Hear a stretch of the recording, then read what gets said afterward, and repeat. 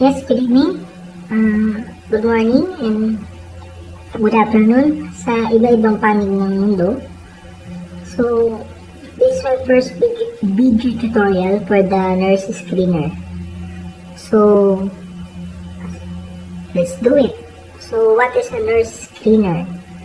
A nurse screener is used to screen stocks based on various technical parameters, technical indicators, price, volume, at kung ano-ano pa. Also, isa sa pinaka magandang feature nito is yung score ranking system, whereas we give score for particular stocks based on sa accumulated or yung sum up ng scores na binibigay natin sa various indicators or various parameters na isang stock based sa chart setup niya at sa kung ano pang rules ng technicals. So, right now, ito yung nurse screener. So, bale, saan ko ba siya kinukuha? Marami nagtatanong. So, ito po, meron po tayong AMI broker. So, meron po akong ginawa na code, program code na ginawa ko yan for 2 years para maayos, mapaganda. Yun po. So, madali ko lang nagagawa yung nurse screener. Siguro it takes me 15 to 20 minutes. So, pakita ko lang po sa inyo ha. So, 9/21/2016. So, ngayon yan. All symbols, then explore.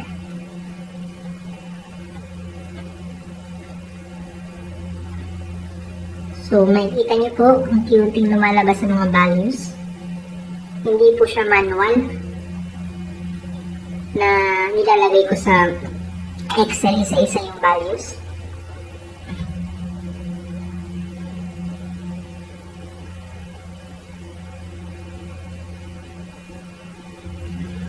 So, hintayin lang po natin.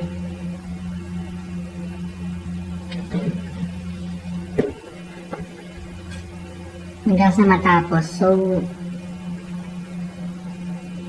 yung scanning, yung exploration pala, it takes only more than a minute para makuha yung result. So, kita nyo naman, time elapsed 52 seconds.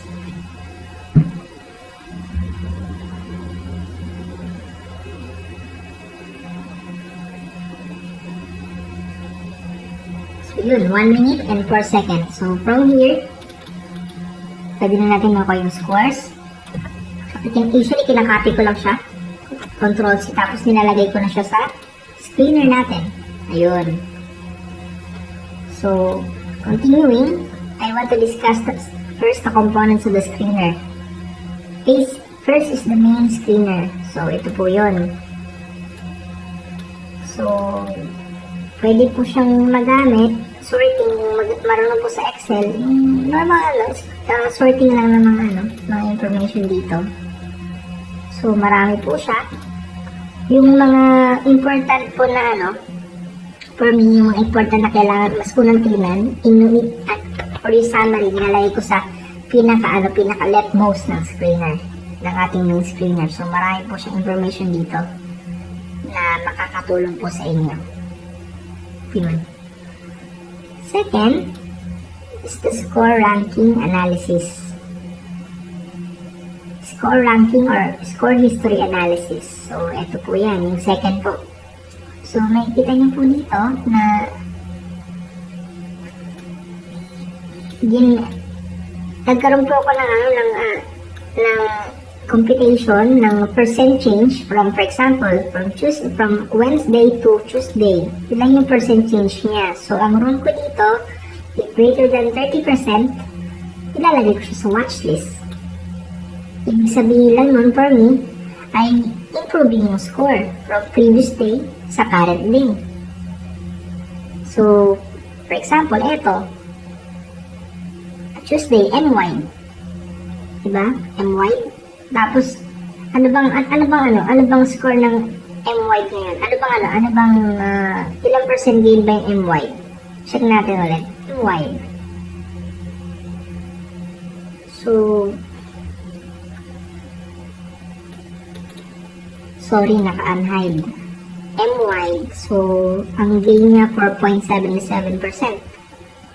Ayun. Okay na po. So, ibig sabihin lang to, gumanda siya. So, ito po yung second component o yung parts ng ating screener. Numbers. Letter C is the net foreign selling and net foreign buying. So, ito po yun. NFB and FSS. At ang general rule po dito ay, ito po yung NFS and NFB, ito po yung mga binibili ng mga foreigners. Yan po. Binibili ng mga foreign. So, may kita po natin dito yung today, yesterday, and 2 days ago. Kapag red, ibig sabihin selling yun. Kapag green, buying yun. Okay? So, naglagay din po ako dito ng 5 days net, 10 days net, 20 days net. So, ibig sabihin ito, yung for the last 5 days pinagsama-sama. Kung ano yung lalabas, kung buying ba siya or selling. Sa 10 days naman, ganun din. Kung pinagsama-sama sa 10 days, kung net buying ba siya or net foreign buying. So, to, kumbaga, nakikita natin, for example, galing sa for example, isort natin may lowest, galing sa pinakamababa. Tapos, makikita natin, for today, bigla siyang green. So, ibig sabihin, puro foreign selling, pagkatapos, biglang nag-buying sa so, pwede natin tingnan na baka dahil doon, baka magsimula nang tumaas yung stock na price. Ang rule po ang rule po dito ay mas maganda na bumili ka dun sa binibili ng mga foreigns. Parang go with the flow lang tayo. Where the money is. Okay? Ganun lang po yun. So, iwasan natin yung mga reds dito. By Churi po yan by Churi, yung pinapaliwanag ko. So, next one is the Q4 2015 gainers. So, nilagay ko po dito yung gainers ng September, October, November, December. So, wala lang, trip ko lang ilagay. So, bahala na po kayo. So, other than that, yung second to the last column, ito po yung legends. Ito po yung paliwanag ng mga header dun sa main screener natin. So, stock, score, and ito yung pakapaliwanag. Okay? Sa mga technicians, malaking tulong po sa inyo ito dahil marami siyang information, tapos pwede kayong mag-combine ng mga indicators. May mga nag-email sa akin, nag-request ng data. So, naglagay din po ako. For example, DWAP, CCI, meron pa ako hindi nalalagay yung request sa akin, pero hindi ko pa nalalagay. Soon, ilalagay ko. Tapos, the last column yung guide. Ito yung paliwanag. Simple na paliwanag at some tips para makabili kayo ng magandang stocks. Okay? So, yun po yung sa first discussion natin. So, number 5, how to maximize the use of screener for the newbies. So, i-check po natin to Check po natin. Nag-record ba siya? Nag-record naman siya. Naka 9 minutes na tayo. So, for newbies, listen po. Para sa mga newbies. So, here's the main screener. For newbies, ang sasuggest ko, bumili kayo dun sa score na 37 pataas. Yan. Mamili po kayo ng stock dyan sa 37 pataas. So, ang rule po dito, the higher the score, the better. Kaya kung makapansin yung araw-araw, naglalagay ako ng hit rate. So, yun. So, paano tayo makapili na maganda? So, number 1, first consideration natin, kailangan mataas ang score. Okay? tignan natin kung mataas ba ang risk o hindi. So, i-sort out natin yung ano. Ano ba ito? For example, ito, MRC. Risky. Ang percent risk niya ay, 13.54. And sa DWC, 6.76. At saka sa 7, 14.45. So, paano ko po nakuha yung percent risk na yan? Yung trailing stop, yung distance ng closing price sa trailing stop. Kapag above 5%, I consider it na risky. Kaya sinasabi kong high risk entry. So, anong paliwanag doon? For example, eto, MRC. 0.208368 ang trading stop niya. Tapos, ang price niya, 0.241 ang closing price niya. So, kapag na-hit yung trading stop mo, for example, the following date, na-hit yung trading stop mo, 13.54% ang pwede mong malos. So, kaya ako nasabing high risk. Okay? Actually, itong mga high risk na to, na top scores, alam niyo yung kasabihan na high risk, high reward. So, yun, kapag nag-risk kayo, kahit alam niyo merong mataas ang risk at nag-risk kayo, tapos nanalo kayo, tumaas pa ulit, dahil sa bullishness ng stock na to, edi good. Diba?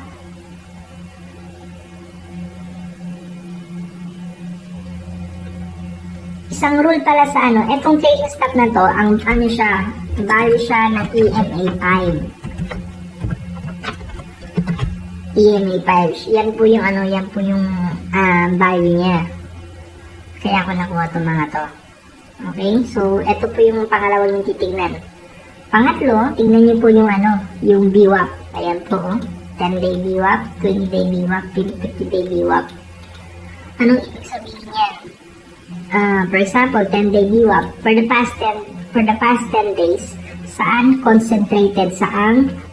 concentrated yung transaction or yung volume ng transaction. For example, sa MRC, for the past 10 days, nasa 0.19 siya.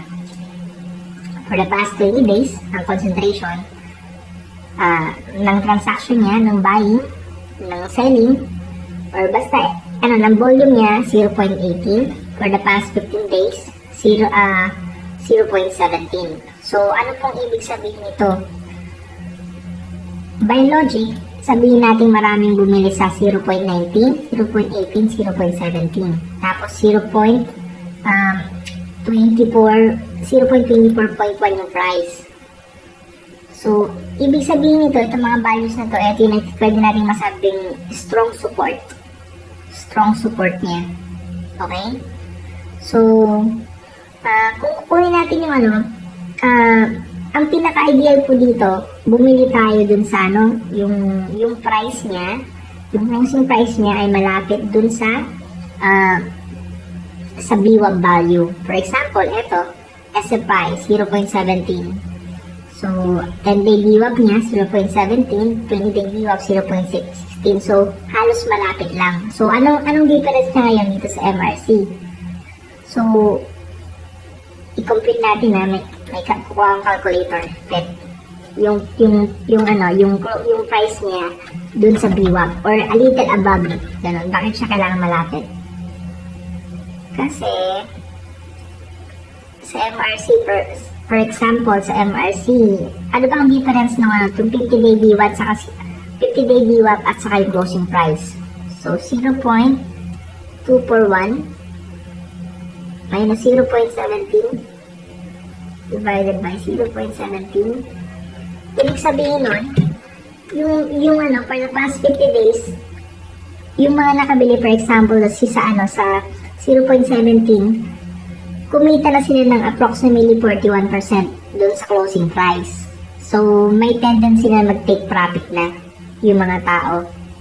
Depende sa kanila kung gusto nila mag-take profit ng 40%, 41%, 100%. Pero, for example, ikaw nakabili ka dito, 0.17, o marami kang binili dito, satisfied ka ba na sa 41%? So, most likely, merong profit taking na mangyayari. Okay? Or sabihin natin, hinold niya lang, since malakas yung support, hinold niya lang yung for example, yung holder ng 0.17 hanggang dun sa level na na magre-reverse na pababa. So, ayun po. So, ganun po yung turing yan. Mas maganda, bumili ka dun sa yung price is a little bit higher dun sa VWAP. Okay?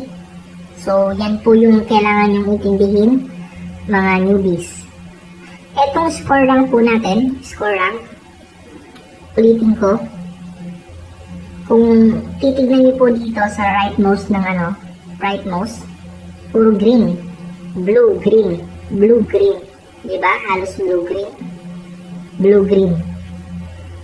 Yun po, no? Blue, green. Anong ibig sabihin yan?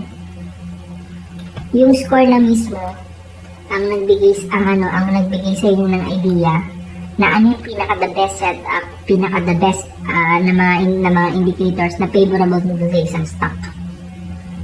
So, half of your work na magbabasa-basa ka pa or mag-analyze ka pa ng mga technical analysis, nakikita na magre-reflect na sa score rank. So, I will repeat for the newbies, ang titignan nyo lagi, number 1, score rank. Pangalawa, yung trading stop ba niya? Or yung entry mo, possible entry mo, is high risk o hindi. Tapos, pangatlo, yung VWAP. Okay? For newbies po yan. Yung second topic po natin sa mga experienced traders. So, mga day traders, swing traders, short-term traders, medium-term traders. Okay? So, balik tayo sa screener. So, momentum. Kapag sinabing momentum, mabilis ang pag-akyat. High risk. So, mapapansin niyo po dito, sa score na yan, naka-rank na siya, base kung momentum siya o hindi. So, for me, kung momentum trader ka, tignan mo yung score. Tapos, tignan mo yung yung buy-up percent volume, kung gaano ka bullish yung isang stock.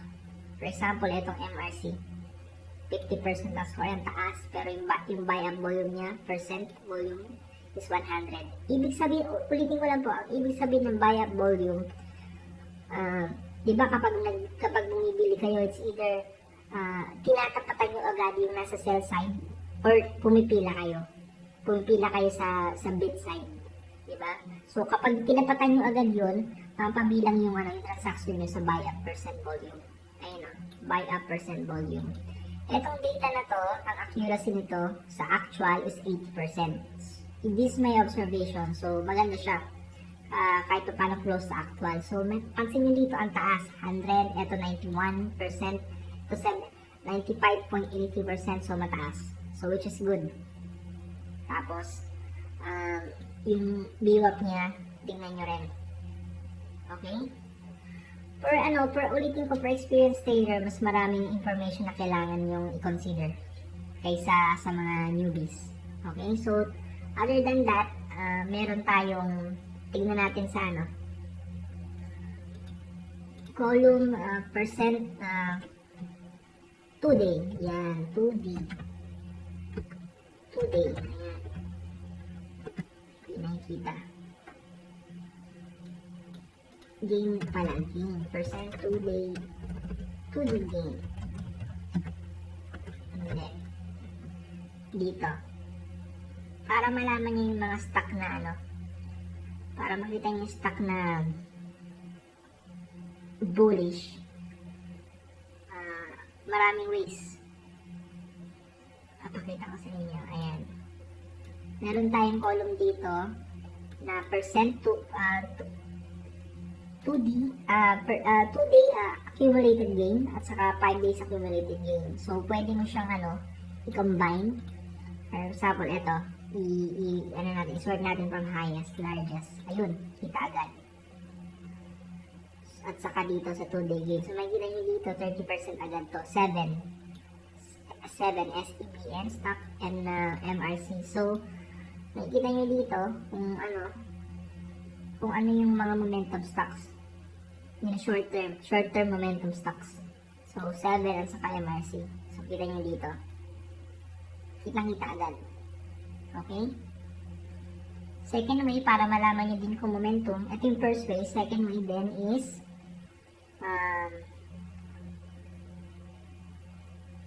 breakout. Itong breakout. Ito maganda to eh. Yan.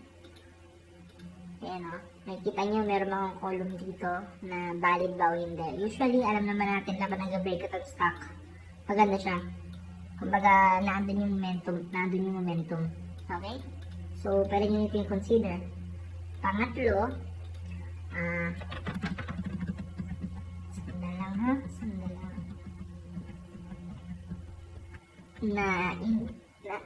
Naalala nyo ba yung parabolic? Diba maganda ang parabolic? Eto. Yan. Meron po tayong column na parabolic. Ibig sabihin ng parabolic, in a short span of time, tumataas yung sa stock. So, sinort out natin, itong turing to na tutunan ko kay Sir Spy Prat. Okay, so, nakikita nyo dito, PHR. Ito yung mga stock na parabolic na yung price level niya. So, FDC, UBP, 7, MRC, at saka ito, DWC, hindi pa pala, sorry. So, yan. So, makikita nyo, andito na yung price. Andito yung price. So, makikita nyo yung MRC 0.1818. Yung FDC sa 7.3 at saka yung UBP saka 7. So, kapag nakita nyo itong ganito, tapos ang parabolic niya, ang parabolic price niya is malapit lang dun sa current price, bilhin nyo na agad. Okay? Yan ang suggestion ko, bilhin nyo na agad. Okay, pero be cautious din sa tail stop nyo dahil ang stock market probability. Okay?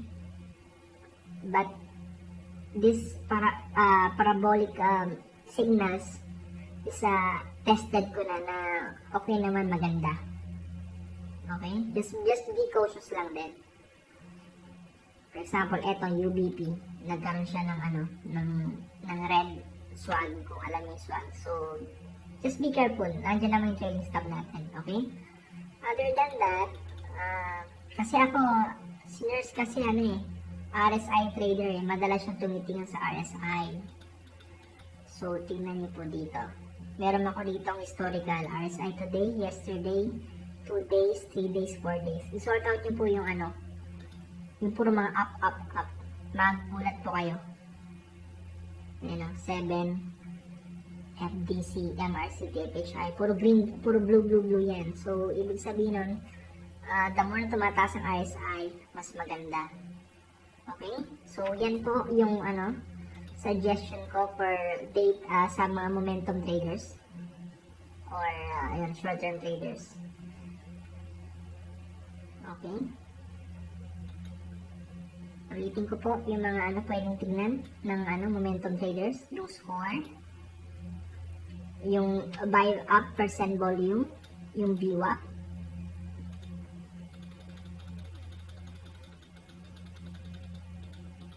yung RSI level, RSI, kung RSI today or yesterday, kung pataas ng pataas. For those experienced traders, alam naman po natin kapag ang price ng ang RSI is above 50 or above 70, bullish po siya. 50, starting to get bullish. 70, super bullish. Okay? Ganyan po yung rule sa RSI.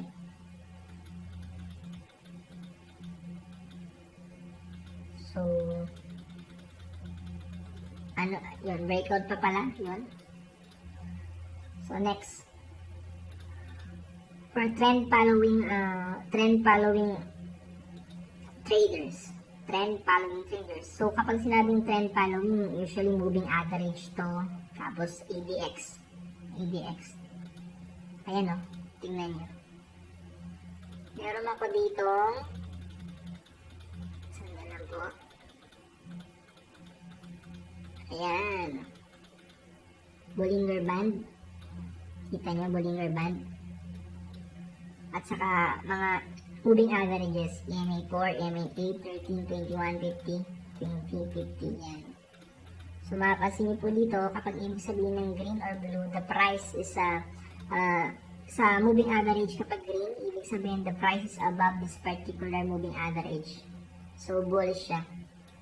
The more, yung stock kasi, kapag nasa taas siya ng, kumbaga above dun sa mga smaller time frame na moving averages, saka sa higher time frame averages, I consider it as trending na.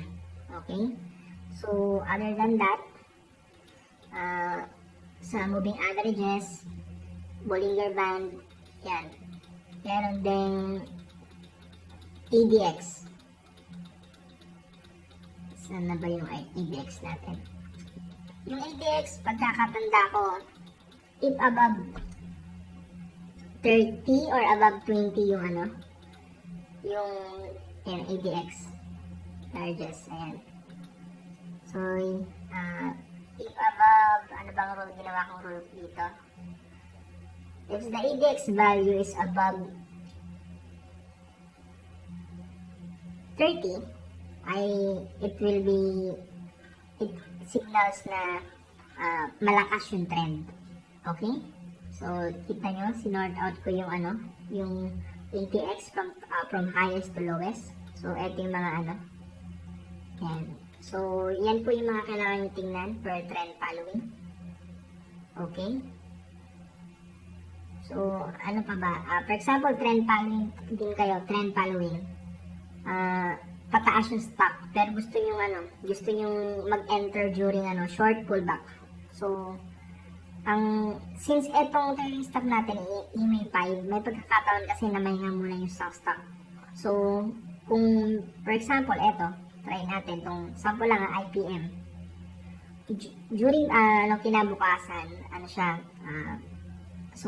ito na lang, mas maganda. Itong AUP, for example, the following day tomorrow, nag-negative siya, pero within kumbaga, hindi pa na-reach yung trailing stop. So, as per trend following, maganda siya. Okay? Kung trend following, kung lahat ng moving averages is, yung price is above the moving averages at yung trailing stop niya ay EMA5 ay hindi pa na-hit, I consider it still a good buy. Okay? Kung trend following tayo. Next, bounce play yan. Or bounce. Kapag sinabing bounce, pwede siyang sa sideways market or sa bottom picking. Basta anything na from going down, nag-bounce siya pataas. Going down na stock na tapos nag-bounce pataas. So, ano yung mga consideration natin dito? Ang pinaka gusto ko dito yung stochastic. Yan, stochastic din ako, gumagamit din ako stochastic. So, ayan. Saan na ba yan? So, meron dito nasa na ba yan? 80. Stochastic. Ayan, ang stochastic. So, mapapansin nyo dito, stochastic crossover. Ayan. Ito na lang, mas maganda to. Stochastic buy since days ago. Ibig sabihin nito, ilang days since nagkaroon ng buy crossover ng stochastic from oversold level. So, isort out natin to. So, from smallest, 0. Ayan. Test natin.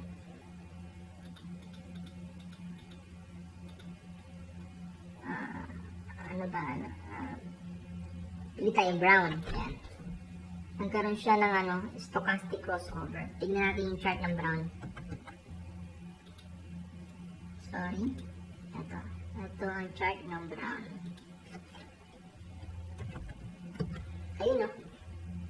Makikita niyo to. Yung green na yan sa stochastic. Ito po yung stochastic sa baba.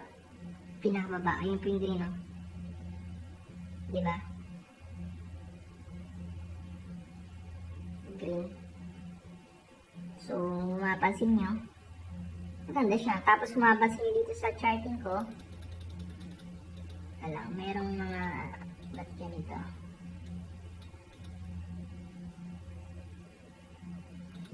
Ayan. Mapapansin nyo rito, nasa support level. Ayan o. Yung sa charting ko, automatic na nagka-plot na ng support level. Tapos, etong orange line, ito yung parang Darvas box. Okay, I consider it Darvas box. Okay, so, ayun crossover tapos nasa support zone. So, yun, maganda siya. For sideways market, bounce na ganyan, na place. So, balik tayo sa screener. So, other than that, ayan, ito po sa daily. Ito po sa weekly. Ayan, check po natin sa weekly. Ayan.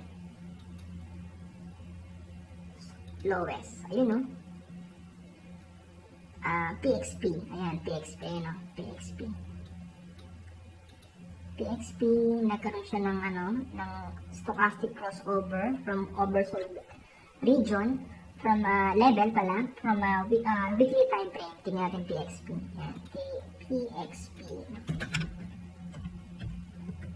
Ayun tingnan natin yung weekly time frame. Oh, ayun weekly time frame. Ayun crossover Ice block, kita-kita, diba? Tapos, ayun green siya. Yung kanyang candle. Tapos, yung moving averages niya, just a little above the moving averages. This red moving average is MA 100, which is one of the strongest moving averages. So, ano pang hinihintay nyo? PXP na. Hype. So, ang isa pang rule dito, for example, bounce kayo, kumbaga bounce play kayo or bottom picking, tignan niyo yung volume. Sabihin niya, ayan, volume. Ano ba yung volume ng PXP dito? Normal lang, no? Nakalagay dito. Check natin ulit. Ayun, no? Yung volume niya dito, nasa normal range lang. Ang pinakamaganda kasing bounce, yung malaki yung volume, may stochastic crossover, tapos nasa support area. So, yun ang pinakamagandang bounce play for me. From, kumbaga, sa sideways market. Yan. Stochastic po kasi ginagamit siya sa sideways sa ranging. Okay? Next one.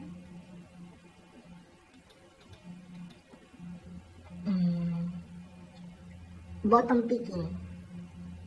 Fishing. Ayan. Bottom picking fishing. So, other than the stochastic, meron tayong RSI.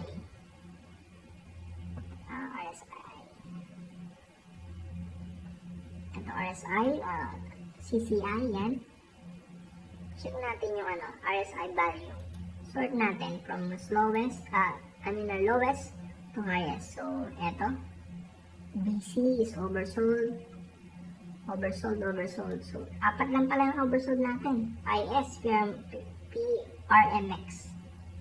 So, let's check yung IS. This is our chart. This is IS.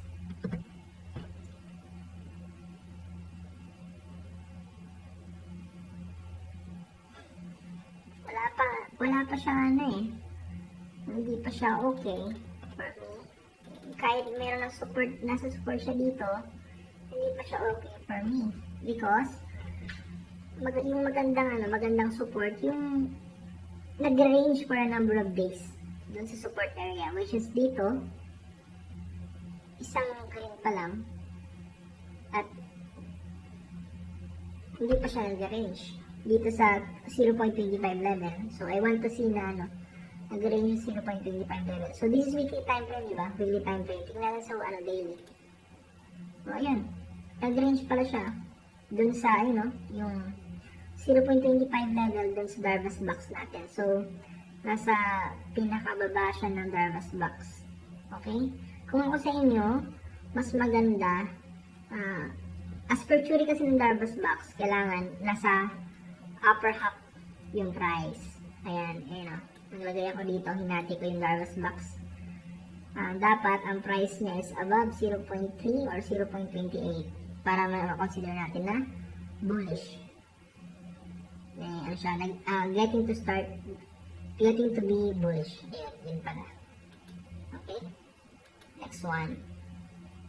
Position play. So, for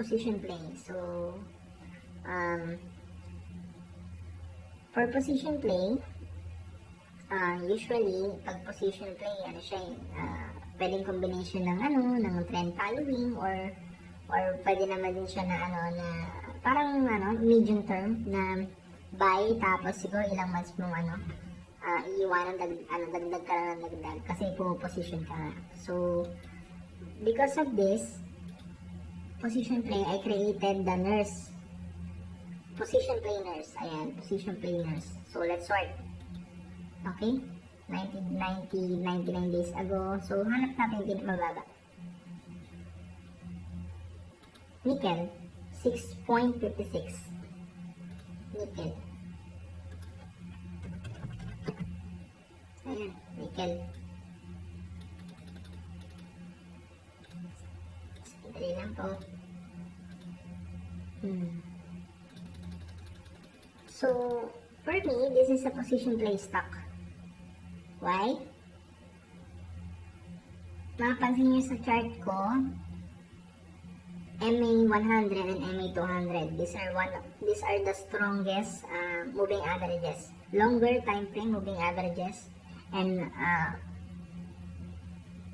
kapag kasi mahaba yung ginagamit mo ng time na moving averages, mas stronger siya. So, the analogy here, if the price is just a little above MA100 and MA200,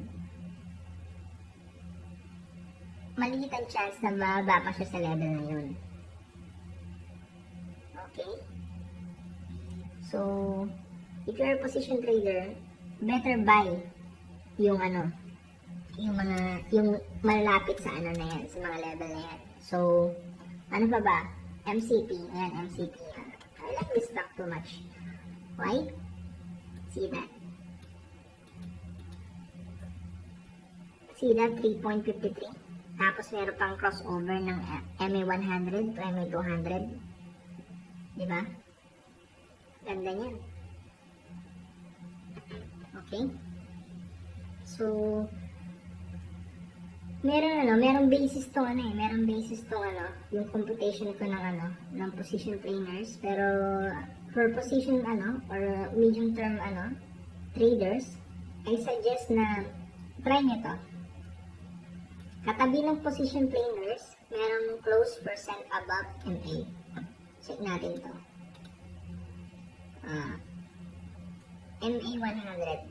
Check natin yung MA100. Ibig sabihin nito, yung price niya is just 3% above doon sa a particular moving averages. So, try natin ang AGI. So, 1 day ago, meron siyang position play 1 day ago at price 16.26 and just above MA100. Let's check.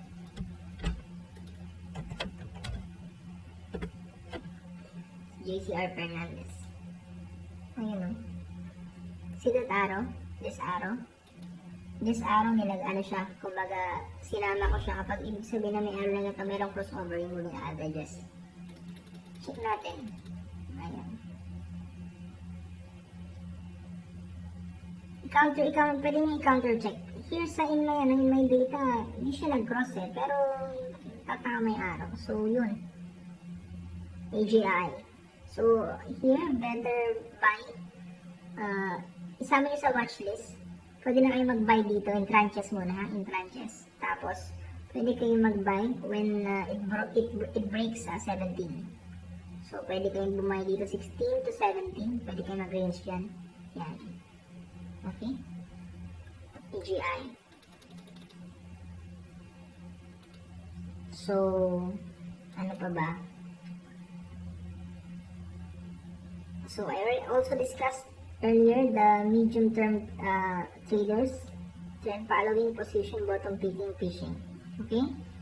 So, ano pa ba ang other good things na meron ang good features na meron ng nurse screener. So, ito po.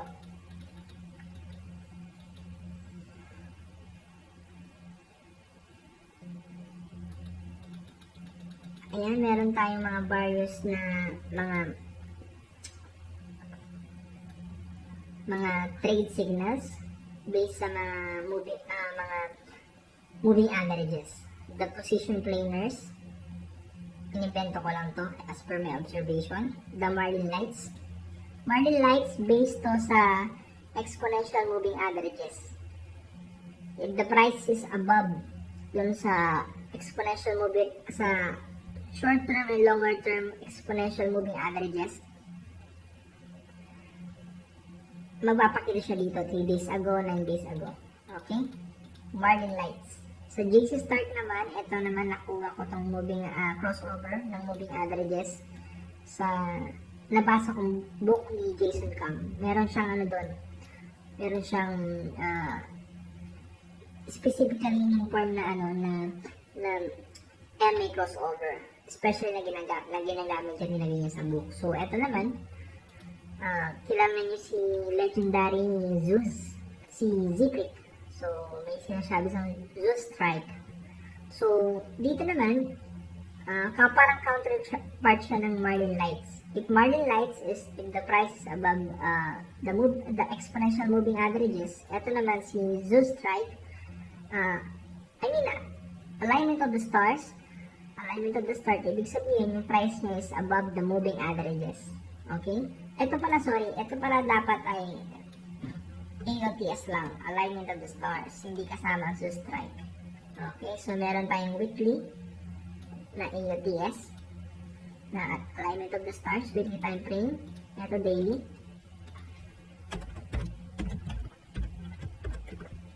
Tapos, kapag alignment of the stars siya, sa daily at alignment of the stars sa weekly, may tinatawag tayo PUA or Parallel Universe Alignment. Galing din to, nabasa ko sa vlog ni Zikrik. So, check natin. Check lang natin yung yes. Okay? Kitang-kita dyan. Kung ano-ano yung mga nag-Zikrik, Parallel Universe Alignment. So, as per sa nabasa ko dyan, kapag ganyan, malakas siya.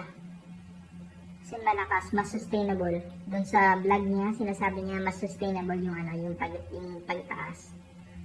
Okay? Meron din tayong MACD. I'm not a MACD user. Tapos meron tayong mga divergence. Ano natin yung buy? Divergence buy. Bloop, pangit. Kapag yung bloop kasi, ano siya parang liquid. Tingin tayo ng iba.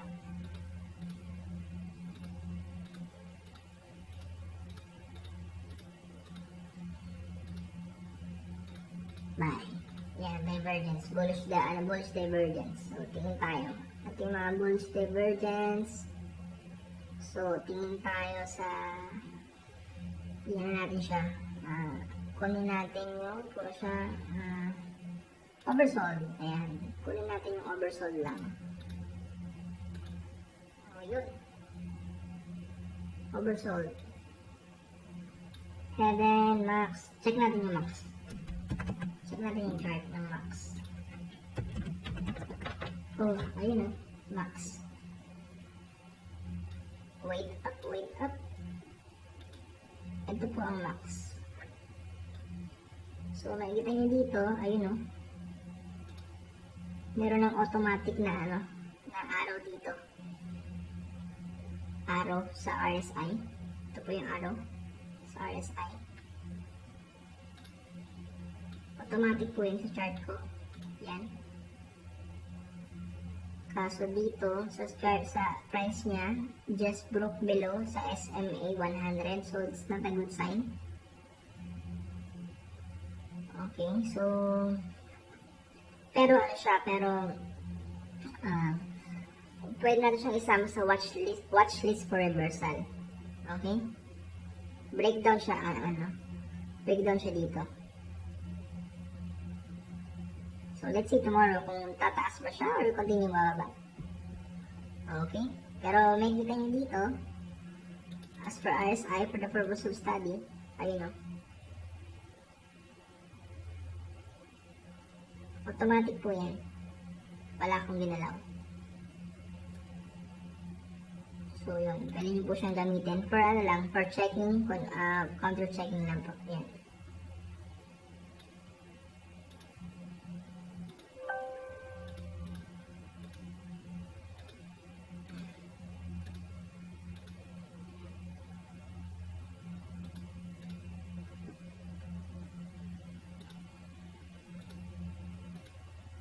So, balikan po natin yung breakout. Dali lang po, ha? Ayan. Ito pong breakout, validity, in-invento ko lang po ito. Yung formula niya. At, ibig sabihin ko, yung formula niya, I created yung formula based dun sa nabasa ko sa libro ni Jason Cam. So, maraming mga breakout, pero tinest ko kung valid ba siya o hindi. Based on dun sa parameters na binigay ni Jason Cam, if valid breakout daw o hindi. Okay. So, other pictures natin ng screener is Ichi-score. Doon sa mga panang Ichimoku. So, yun. Naglagay ako ng Ichi-score. So, right now, hindi ako masyadong palagamit ng Ichimoku, pero naiintindihan ko naman yung basic use ng Ichimoku elements. Sorry.